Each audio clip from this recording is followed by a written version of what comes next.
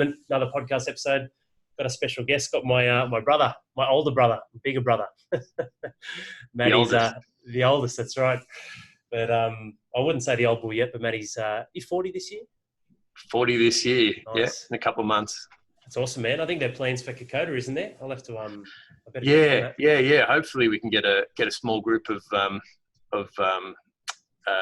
special people together and go to Kokoda, do the Kokoda track. So just been in talks with those guys and just sort of gauging everyone's interest, and hopefully it all comes together. So Yeah, that'd be awesome. I one of the guys who I used to train, I think he represents Kurt Fernley.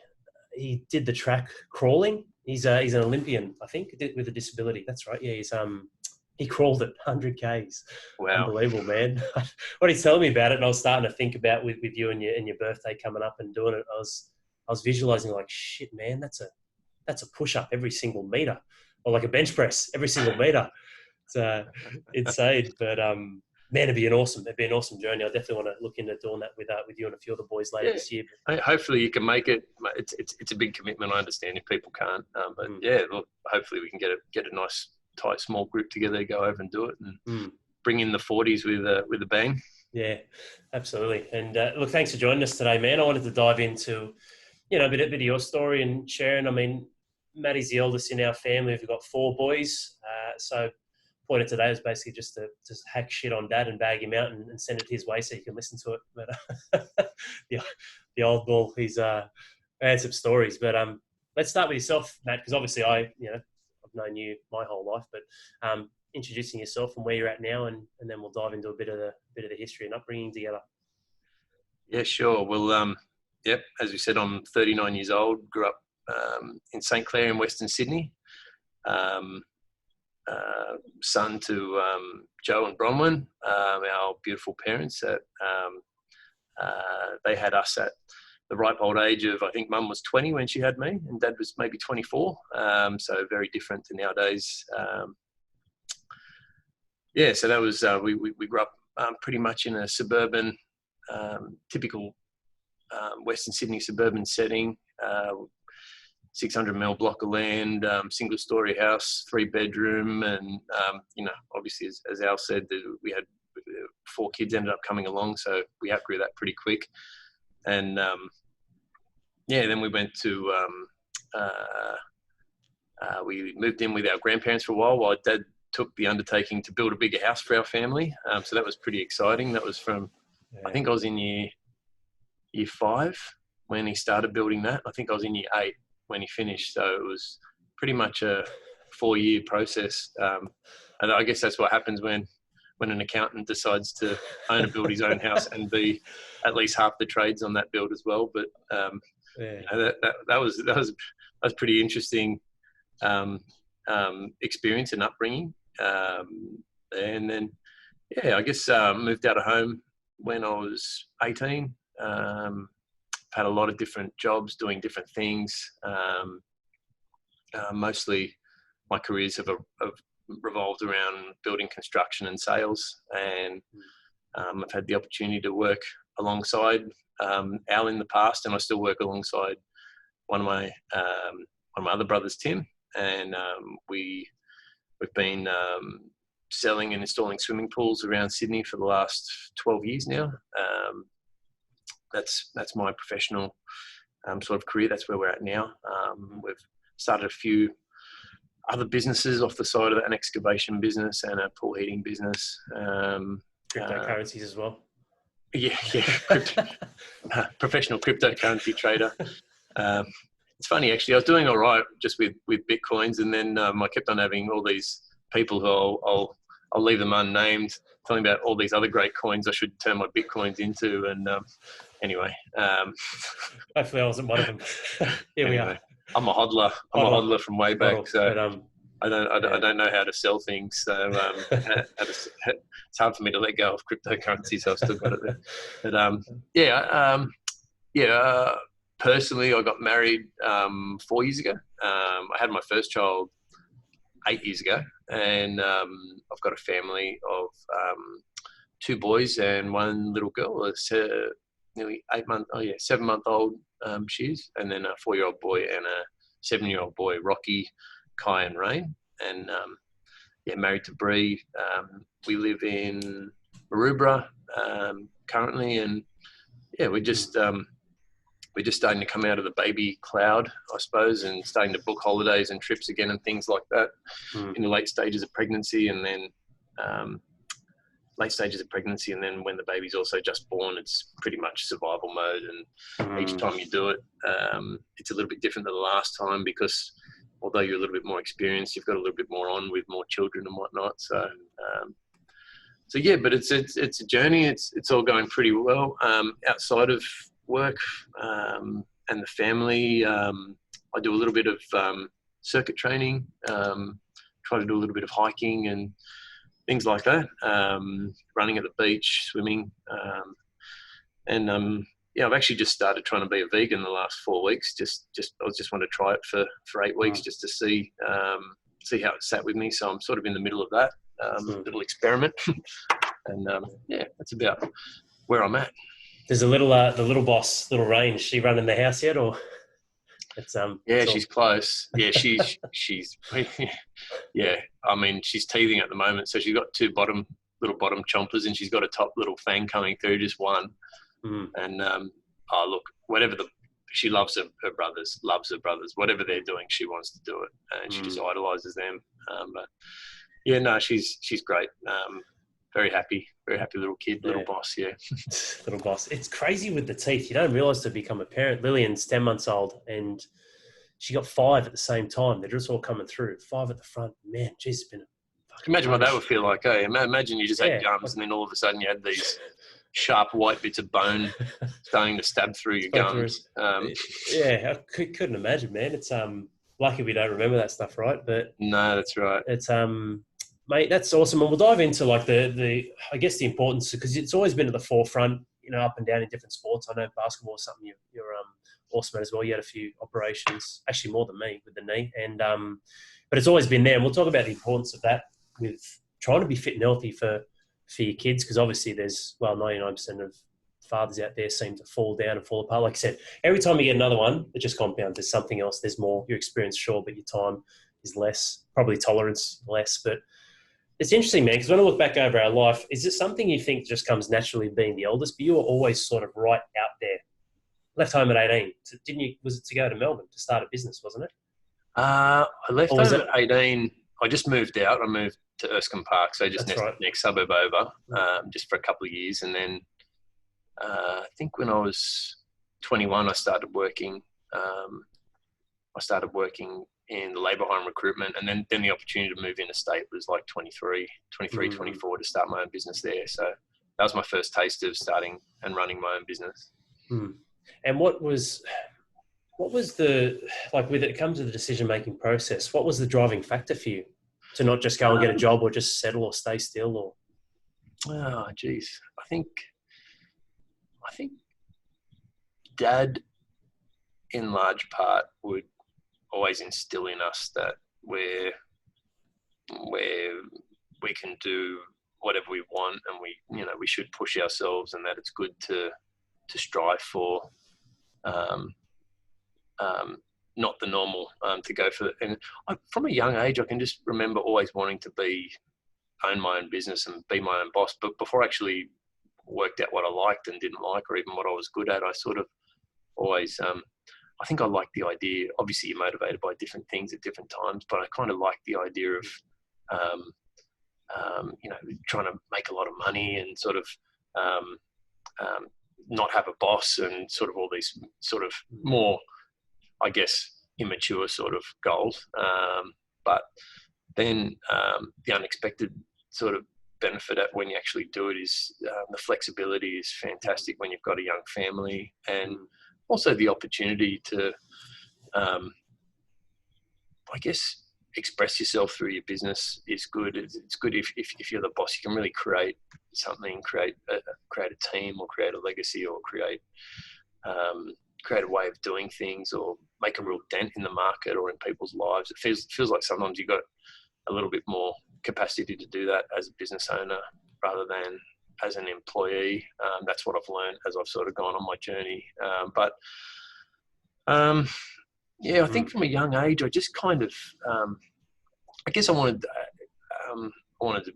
to prove to myself that I could do something hard and do something on my own. And I think I was actually scared by the thought of kind of just settling down for a 9 to 5, working for someone else, living in the same suburb we grew up in. I sort of wanted to get out and challenge myself and explore. And I've always sort of just like the idea of doing that's just always been more attractive than going for the safe sort of the safe bet. Nowadays, when you have kids, you can sort of see a little bit more value in, security and, maybe not chopping and changing or just moving interstate to start a business and doing all these things that I did in my 20s. But by the same token, you still do have to risk and push yourself. Otherwise, you're risking your family's security if you sort of go stagnant as well. So, it can be a tough market at different times and in different areas. So you've got to keep. I find security in pushing the boundaries of where of where I'm at and where I think whatever market I'm in is at as well. Yeah, fair points, mate. I mean, I completely agree. Like we have in RDM, we've got a lot of dads that own their own businesses, a lot of high-profile dads, and we have a lot of fathers that fly in, fly out, shift work from all walks of life. But I think the big thing, and what you said then, which was a big takeaway for me, was the greatest security you can have is investing in yourself through exploring yourself and what appeals to you. Working and having a boss, awesome, good for you if that's who you want. But I definitely understand that. It's interesting though. I think like back to us in our childhood. Do you think there was a reason why Dad seemed to, I don't know if it's a chip on the shoulder, do you think there was something that he took from being an immigrant coming over? Because he shared some of his upbringing and that's what drove a level of shit with sport, how competitive he was, and that's something he naturally instilled onto us. So what do you think was the driver behind him to give us that perspective? Yeah, look, in a really lovely, respectful way, I think he's a bit of a tortured man in a way that he probably sets incredibly high expectations for himself. And he's got some really big plans and of what he wants to do, and he still does. And, I think part of that was, him proving to himself that he was good enough and he wasn't all the things that maybe people called him when he came over from overseas. And, you see it a lot. You see a lot of self-made people. They're immigrants that come from nothing. And I think when you've got that, tough environment, when you're raised in that tough environment, it sort of makes you go one way or the other. I think one of the quickest ways to demotivate someone is to put them in a beautiful, pristine environment and cater to every want and need that they've got. I mean, there's no real, you're not really going to be trying to push for anything more. Why would you? So I think, Dad obviously had a tough environment. I think we had a great upbringing. Did we have everything that we ever wanted? No, not at all. Did we have everything we needed? Yes. Feels like a lot of us spoil our kids these days. And Mum and Dad probably spoiled us a little bit relatively to what other people were doing with their kids back then. But I think a lot of it comes from Dad wanting to really prove something to himself and have some big plans and some big dreams. And I think that's a lot of it comes from that. Yeah, it's interesting too, isn't it? The dynamic. Like I look at Dad and moved mountains for us, gave us the firm love, and Mum as well could play both, but she was such a loving, stable rock for us as well. And it was interesting. Like you said, we had everything that we needed, and it was a good foundation. Like it's true, man. Like if we had everything handed to us on a platter, like would we still want it? Would we be driven? Almost certainly not. And it's interesting when you look at that, because I'm sure there's some big valuable lessons that you got from, was it 6 knee operations? How many have you had? I've had 3 reconstructions and 2 or 3 arthroscopes. So sort of they go in there and they cut it and clean it all out.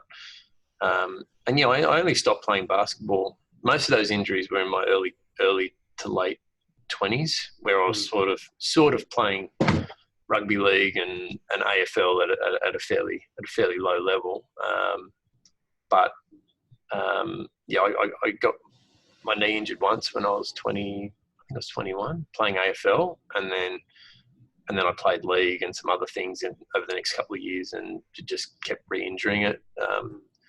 I think that it takes you on a bit of a roller coaster when you get a knee injury. Obviously, if you're used to being pretty active and competitive and part of a team, and then next thing, you can't do that anymore, and all your friends are sort of, a lot of them are going out and doing things, and so you sort of more gravitate towards your friends that you can still sort of, I'd start going out a lot, and I'd start eating more, and you put on weight, and would start smoking or drinking a bit more and stuff like that. In my early 20s, it's easier to drift towards that when you don't have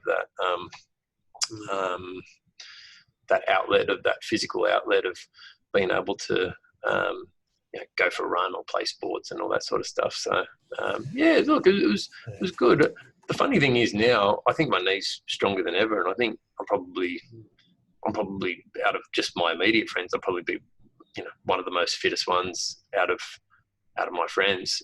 So I don't let it stop me from doing anything, and I think my leg's actually quite strong, and I don't think my leg's ever been as strong as it has been now, because as you go on the journey and you learn more about the mechanics of your leg, and you really, it's really apparent to me now, if I keep moving, keep it strong, then I'm going to be able to do physical stuff with my kids and stay fit and healthy, into my 50s and 60s.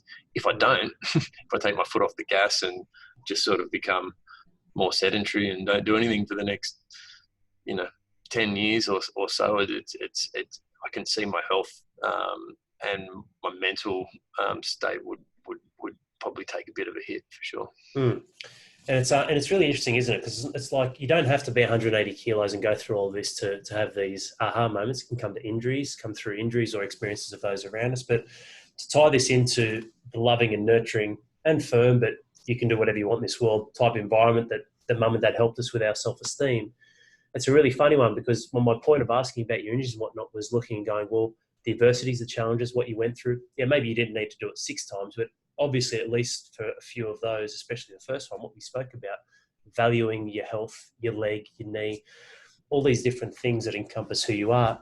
It's hard as we become parents, isn't it, when we talk about naturally spoiling our kids, because it's like, I don't want my children to be in pain, as you're probably the same, but at the same time, I'm like, there are some invaluable life lessons that I've experienced that I think it's important for Stella and Lillian to find her feet with. I mean, is that a fair thing that you'd probably agree with your boys as well? Yeah, you need your challenges. Yeah, you need your adversity. It probably ties into what we were saying before about how we were raised and whatnot.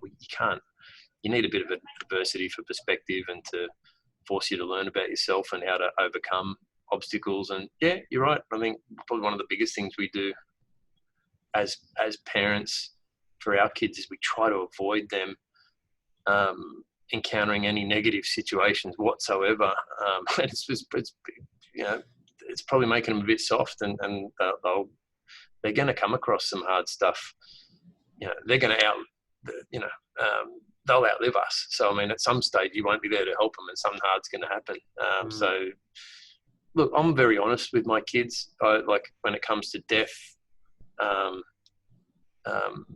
sex, reproduction, if they've got any questions, I just answer them just without emotion, but I just try and tell them honestly, look, this is what's happened. Grandma's passed away. People pass away. Usually when they're a bit older, sometimes it can happen when they're younger. And we just have a bit of a chat about it. And so I sort of try to, I don't sugarcoat it and make up sort of stories and different things. I just sort of try to tell them honestly. And it's like Rocky asked me before, like, oh, where do babies come from? And I said, well, the man has a penis and he puts it in the girl's vagina, and sperm comes out, and the sperm meets the egg, and then a tiny little baby forms, and then it grows in mum's belly for 9 months, and then it comes out. And he just sort of nodded and he said, okay, well, that's a bit weird, but makes sense. And so, and he was I think he was 6 when I had that chat with him. But he asked me a question. You know, I didn't want to sort of start making up all these different stories. But same with anything. If I'm having a bad day or if something happens bad, I sort of try to just be honest with him and speak to him a little bit like bit more like an adult than like a kid, because there's not that many hard things that happen to them in the early stages of their life. So at least I can start to prepare them a bit by just speaking honestly with them. When they ask me a question, a request for information, I want to give them an honest that they can store away and go, okay, I know how that works now. Process it. Yeah, it's funny. I think of that video, the old video cassette. Where did I come from? That cartoon. Yeah, where they're doing the tango and the sperms like the shark music, and he starts dancing. And I must have watched that like 50 times. I think I was about 6 years old. Yeah. Well, Rocky's asked me a lot about. He asked me a little bit about death. He goes, "Oh, like what happens?" Because unfortunately, we've had probably more than our fair share of funerals to go to in the last couple of years, and and that's just how life is. You know, you might go for 5 years and no one dies, and it's great, and then all of a sudden, in a 1 or 2 year period, you go to 7 or 8 funerals or more, and you see what's going on. But Rocky said, what happens when you die? And I said, well, people don't 100% know, but people have got different ideas, and it's kind of up to you a little bit to decide what you want to believe in, what happens when you die. And then I said, if people are really religious, they believe they go to some other place or heaven. If you watch the animal documentaries where the lion eats the gazelle, and the gazelle is the meal for the lion, but then when the lion dies, his body goes into the ground, or other animals eat him, and it's just a big circle. It just goes around in a circle. We're all on the one planet, and we just sort of have these sorts of chats. And he doesn't seem that bothered by death. And then I've got a friend who's a bit more religious, and he's explained the heaven and hell sort of theory to his child when they've come up with the same question, and their child is constantly asking, I'm not saying what I've done's right and what he's done's wrong, but their child is constantly requesting more information about who's up there, what happens if there's too many people up there, what does it look like, because of the absolute, what's the rules. And that's what a child does. They want to know how it works. They want what's the detail in this.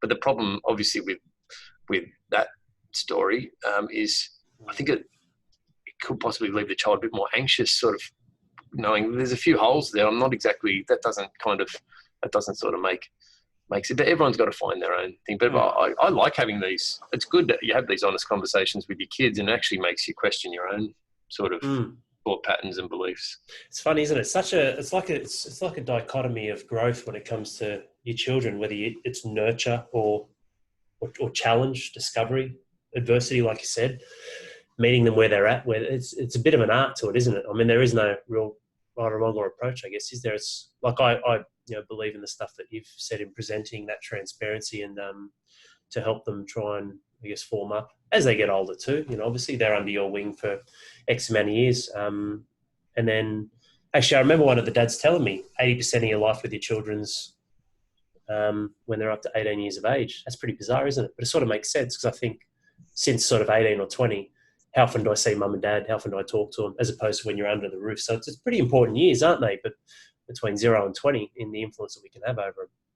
Yeah, that's a pretty interesting way to put it. Definitely. Definitely. But, I know Geordie, our youngest brother, he's 13 years younger than me. He's 8 years younger than you. And we worked out we'd only been living in the same state for, I think, 6 years of his life, or 8 years of his life, or something like that.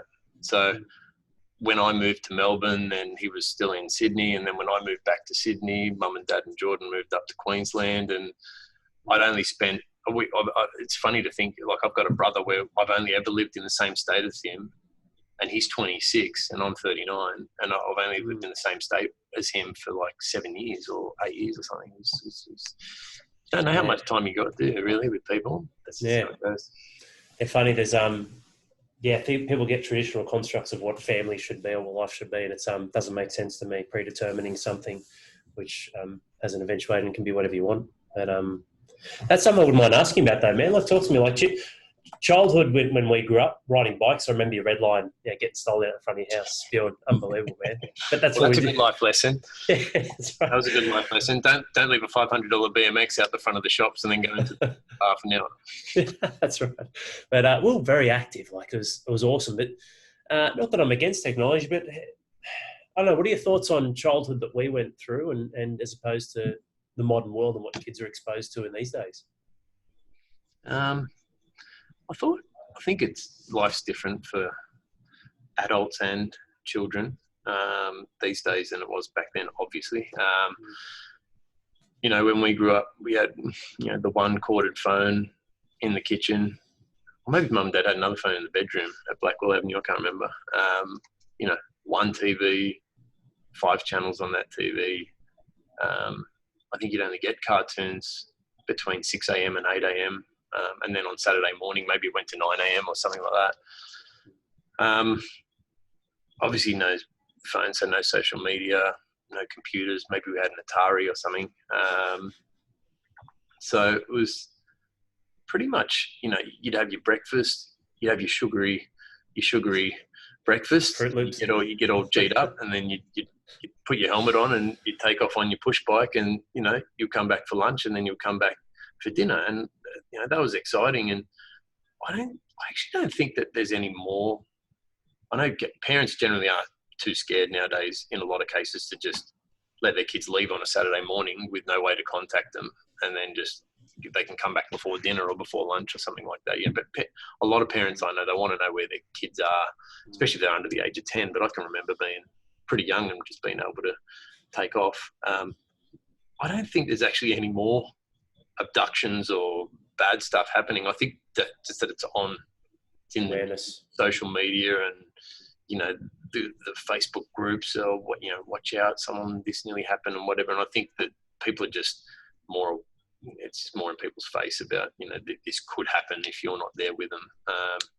So I get it. It's different. Like I work in swimming pool industry, and in that industry, we've seen growth year on year for the 12 years that I've been in the industry. And I think a big part of that is people, they want their kids active and doing healthy stuff, but they want them safe. So a pool is a good way to do that. People work from home, kids come home from school, jump in the pool for an hour, jump in the pool for 2 hours instead of just sitting down watching TV or, I think I remember Dad going to work. He'd sometimes drop us to school, sometimes not. But then I quite often remember him not coming home before sort of 6:37 a lot of the time during the week. But then on the weekends, most of the time, he might mow the lawns, and then he was just around. He never really, he didn't go to the pub or have mates that he'd go do stuff with. He pretty much devoted himself to taking us to sports and, just hanging out with us around the house and whatever else. So that was pretty cool. I think for my kids, would see me a lot more just because I usually drop them to school and pick them up every day. So I'm sort of with them kind of from 5:30 onwards. So they probably see me a bit more. They might see me a bit more in the morning as well. Growing up, I don't know how Dad did it, hey? When we played cricket, you and Tim were playing cricket on weekends. We had one car. You wonder how they coordinated everything, knew where everyone was and all that sort of stuff. There's just one phone. I mean, it would just blow your mind to go, there's just one phone in the house. And if someone wanted to get a hold of you and you weren't at home, they go and get a hold of you. That sort of stuff it's hard to wrap your head around these days. It wasn't that long ago. I think there was less stuff to worry about. It seems like there was less stuff to think about and worry about back then. And maybe people had a bit more time to be present with their families and in the moment, even though maybe Dad got home from work a bit later, he was either with us or watching TV. He wasn't on his phone or, wasn't getting notifications of this and that and whatever. I've got to make a real conscious effort at home I've actually got 2 phones, and I'll just switch one off, and I turn off all the notifications for everything, because you just get pulled away from being in the moment with your kids, and your kids can see it straight away as soon as they start trying to grab your phone and, Dad, stop doing this or stop doing that. And, you start checking your emails and thinking about stuff and, you're not present. I don't think our parents had that problem. I don't think that you couldn't check. There was no emails, so they couldn't check emails from home and, they wouldn't get a call about work from home. So I guess it's just different. I think everyone does their best, but you just got to always be evaluating your priorities and just making sure that, with all this new technology or new opportunities or new stuff that still lines up with your priorities. If you want to be, a good family man, present with your kids, and you want to really enjoy their time and vice versa, at the time you've got with them, you got to be present with them, and you got to think ahead a little bit. But the growing up, it was different. It was very different. It was like, you bring your mate and you try and go to his house or something, and then maybe you played board games a bit more and got outside a bit more. It was a long time ago, Ali. What do you remember about it? It is.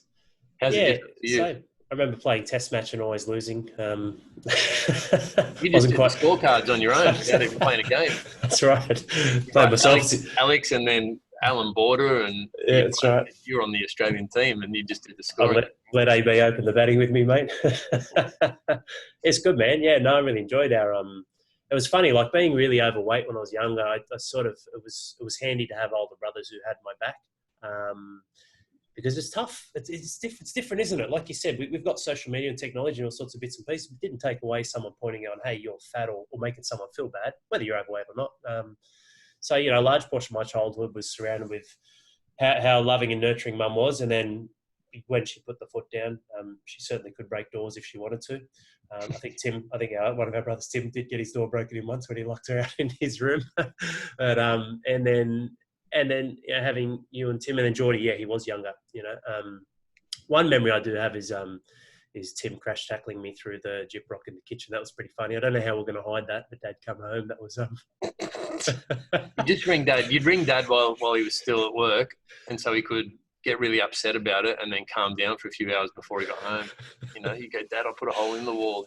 And you just start swearing and carrying on. But I remember, in a way, but Mum and Dad used to let us come home and there'd be no one home. We just let ourselves in, and then it was just the three kids on our own. And, you'd sit down and you'd have baked beans on toast and a bowl of cereal, and you'd eat, and then you'd take off in this. But we were sort of left to rule ourselves, to a degree. We weren't that old. Maybe when we started doing that, maybe I was 12 or 13. 13 when we moved into the house in St. Clair. So I was 13. Tim was 10 and you were 8. And we just used to all come home. And if Mum and Dad were at work, we'd be at home from 4 o'clock till 6 o'clock. We'd have 2 hours on our own. So that's when all the crazy stuff happened, broken windows and putting holes in walls and, massive fights with bloody sticks and rocks and playing cricket, playing golf inside the house with real golf balls, and playing cricket with real cricket balls just out the front. I could see the good and the bad, like of having brothers and being self-sufficient that way, but then also, like you said, some of the crazy times. Well, you remember Liam? Liam used to love coming to our house because he just used to love hanging out with us and seeing the brothers and seeing all of us together and just being part of it. And I can remember a few people. It's funny because Liam had a younger sister who was 5 years younger than him, so he was the only boy in his house. And he was next sibling was quite a fair bit younger, but Tim had Pat Farrell, and he was an only child. And I think people used to like to come to our house because they were like, I remember people saying, "Oh, you're so lucky, you got so many brothers, and your mum's such a good cook." Mum. Everyone used to always talk about mum's cooking. You just whip up all this food in 5 seconds. You'd look in the pantry, there'd be nothing, and then 2 minutes later, mum's got 3 or 4 dishes of all this different stuff to feed everyone. That's amazing. I think we were looking back. I think we were quite lucky, as you say, to have each other, and you never really bored for too long. There was always something, some stupid idea you could come up with to, ride the mattresses down the stairs or climb the trees out the front or explore all the building sites near our house. Remember, they were just building near our house for 5 or 6 years, opening up all those new estates, and you just wander around and wander onto building sites and It was a, climb the frames and stuff. yeah, and it was a great semi-controlled environment for that natural push and pull. I think that's the beauty of siblings, and that I don't even know if rivalry is the word or competition, but just having that resistance, having our own agendas, but then being together and then exploding, but then supporting each other. I think it was awesome. Not that I've got anything wrong with an only child. I know a few mates who are only children, and like you said, they will naturally gravitate towards that. Though it's interesting, to be in that environment. Well, me and Bree talk about like we feel bad sometimes that we haven't got enough attention for the kids as you have more kids, and you'll probably your third and fourth and fifth if you have more and more kids, because I know you got two now. Once you have more, if you have more kids, you feel a bit guilty as a parent. You're like, oh, I used to be able to sit there and really spend an hour reading every night. I can't do that anymore because there's two others and they want different books and whatever else. But the thing that you miss is that they've now got more people to play with, and as they get older, and they're going to want mum and dad's attention and time sometimes, but they're going to more want to hang out with people close to their own age and their own interests, and that's what you get in a bigger family. Less time with mum and dad, but more people to sort of play with and enjoy. Yeah. Interesting, the mindset behind it, isn't it? Like, do we want that because of our own internal perspective of what we think that they should have, which equals the value we have ourselves of being a parent, or is it genuine in that child needs me for an hour? And like you're right, like Lillian's been amazing for Stella. But then it's funny because then Lillian doesn't really get us alone. That's something we need to be mindful of, whether I take her out for a little date or Corinne takes her out and I spend time. It's interesting. But I'm curious, mate, like how's fatherhood changed you, Matty? Like, you've got 3 kids now. And from Rocky, like that first thing, and how did it change you initially? And then as you start to move towards, I guess, the second half? So Rocky, nearly 8 years ago, so it's 32. Look, I guess you sort of, obviously the first one really changes your priorities, because you, instead of life all being about yourself, even though you've got a partner, and you do anything for that partner, but your life pretty much more or less revolves around what you want to do, your own wants and needs, until you have a child. And then once you have a child, obviously that gets turned on its head, and you go through a process of really reevaluating all of your priorities and goals, which I did. I actually saw,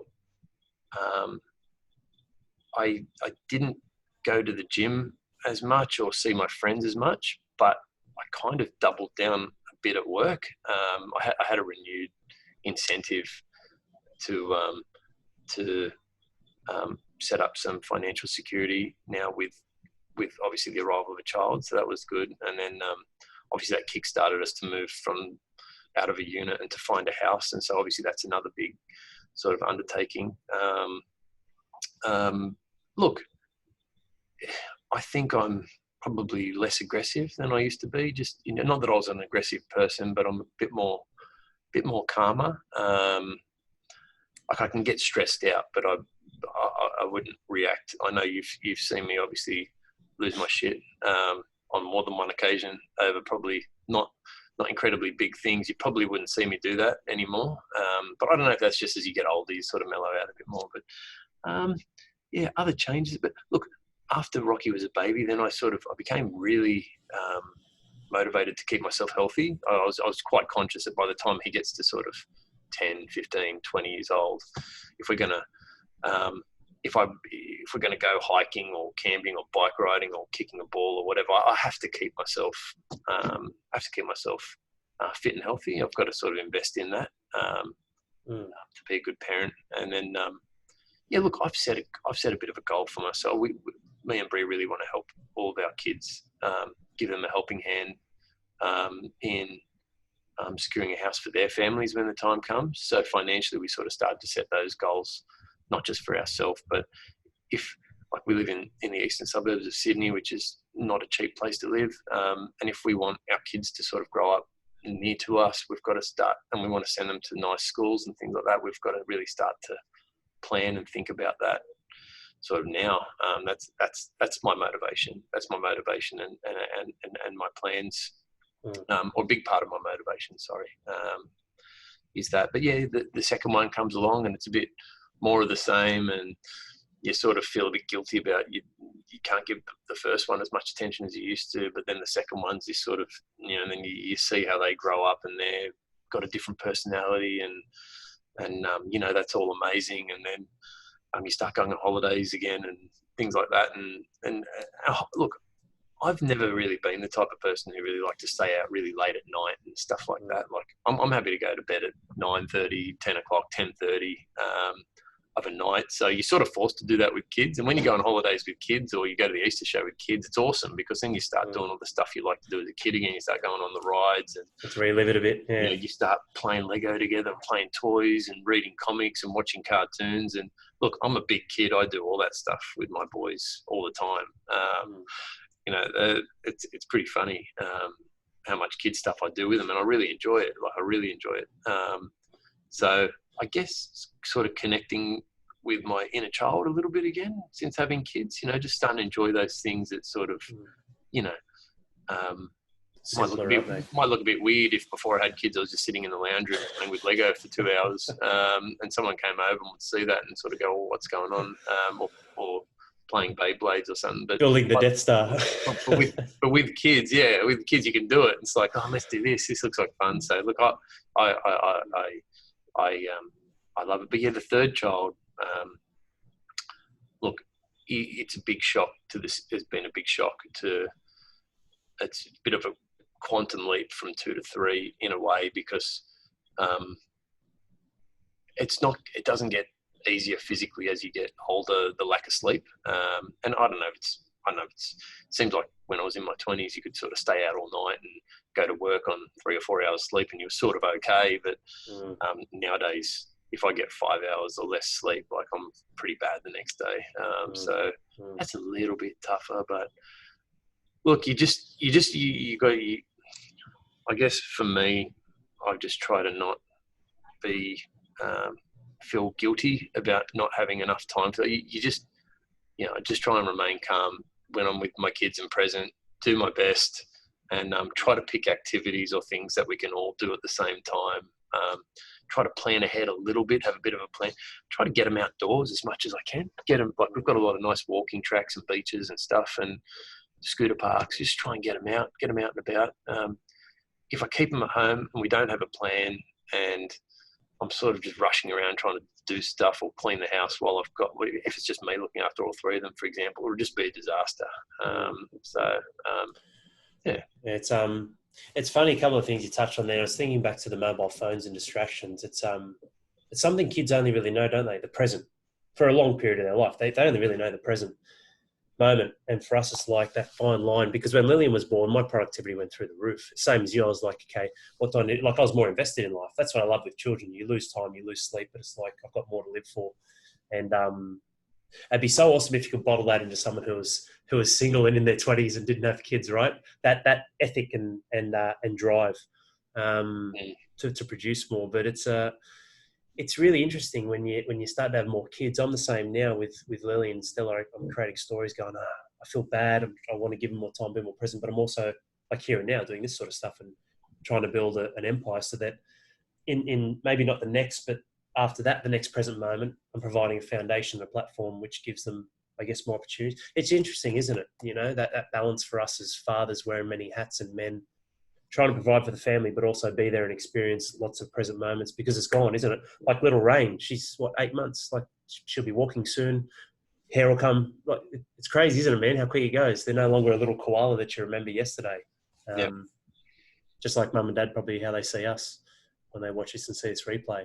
Like mum was 20, crazy, And a lot of people say that. They say it goes fast, life goes fast. But I mean, all you've got is right now. So, I mean, I'm really happy with my life right now. I think we chatted about this a couple of months ago. Like, I think for me, sometimes planning too much for the future and sacrificing too much in the now for the future, I can see it could lead to possibly some regret.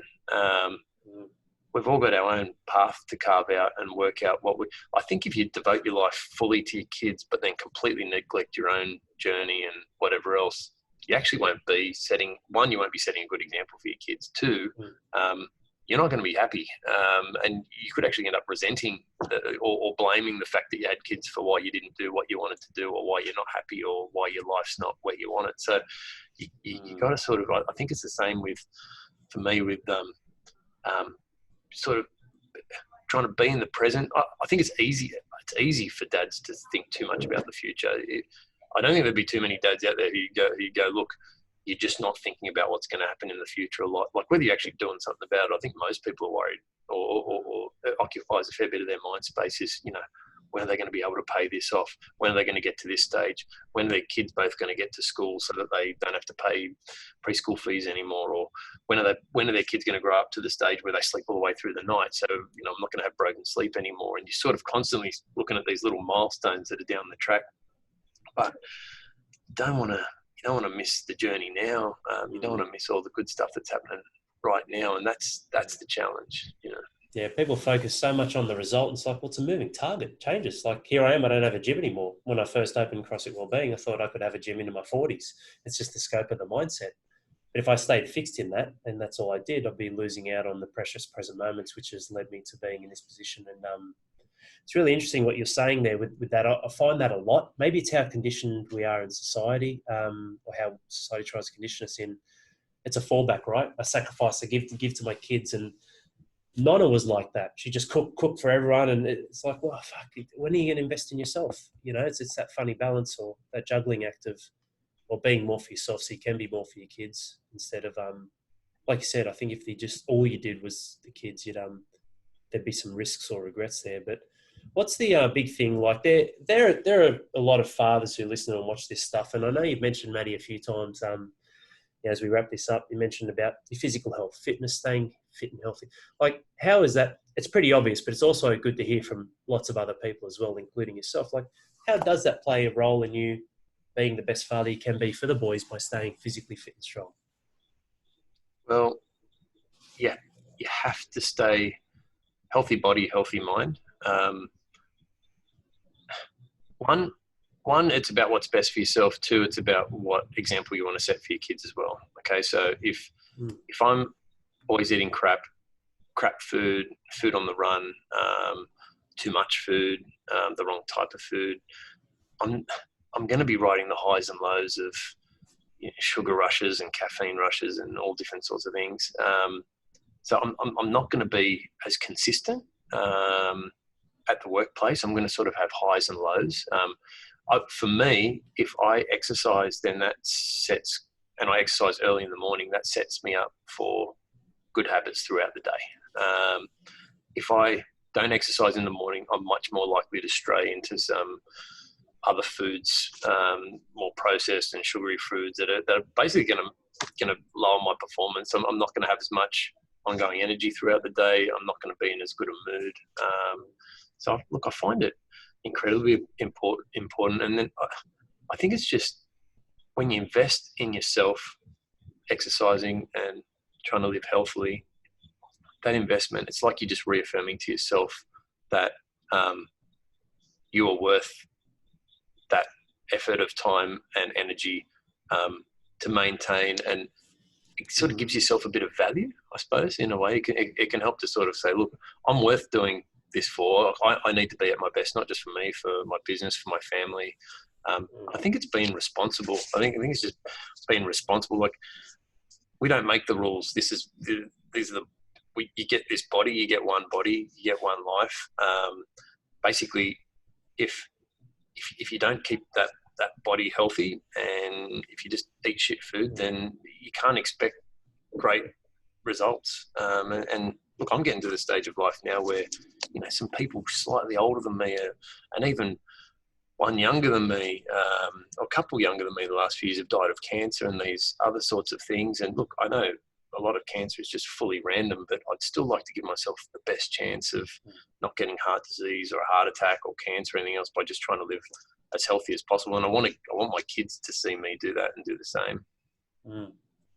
Powerful stuff, man. I mean, I've written some of these points down, and I'll definitely be using them. Like setting the example and consistency. They're two big and powerful things. And reaffirming your worth. Well, you're investing in something that's solely for you, right? So that means that you have to value yourself. Otherwise, why would you do it? that's important because your kids would see that, wouldn't they? And self-value 100%. and self. Yeah, it's we don't make the rules. Yeah, it's you know, these are all powerful things, man. I agree 100%. And if there was a father out there who's listening to this and is feeling a bit stuck because a lot of it comes down to the real estate between the ears, yes, but what you can do with that to actually take some action and move. Like, what would be some advice, some passing advice to dad to help him? Either questions he should ask himself, or processes, or actions, or habits, or I don't know, just something that your 2 cents worth that you'd pass on to Look, I someone who might think be struggling. if you only did one thing, just one thing to try to change where you're at, I'd say if you just 1 or 2 times a week, just wake up half an hour earlier than you normally would and just go for a little jog before the family wakes up, before anyone wakes up.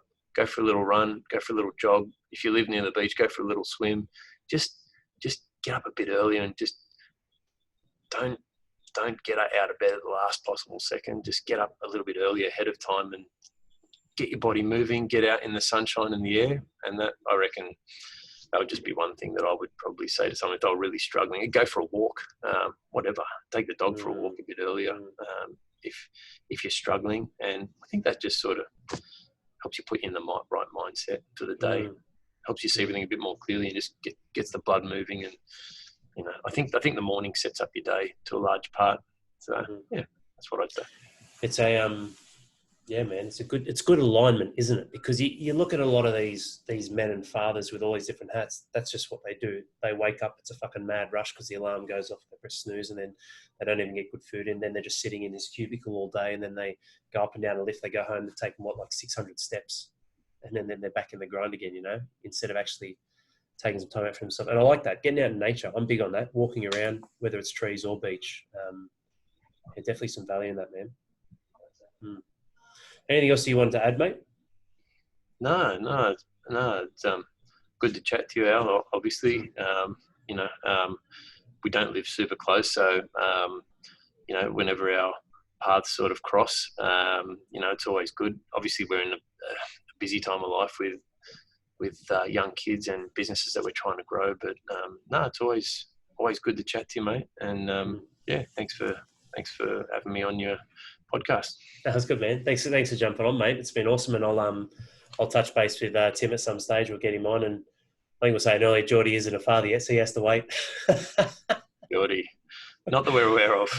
Yeah, that's right. Yeah, but awesome, mate. Thanks for jumping on today, mate. It's been unreal. Look, thanks for joining in, guys. Whether you watch this or listen to this, hope you enjoyed this show and got some golden nuggets. I certainly did. There's some awesome stuff from Matt, and just good to share stories, father to father, real, no bullshit, just being open and transparent about life, the ups, the downs, and what it can be, but what you can also make it, which is a big takeaway that I got from that. But awesome. Thanks, guys, and we'll see you on the next episode. Cheers. Yeah.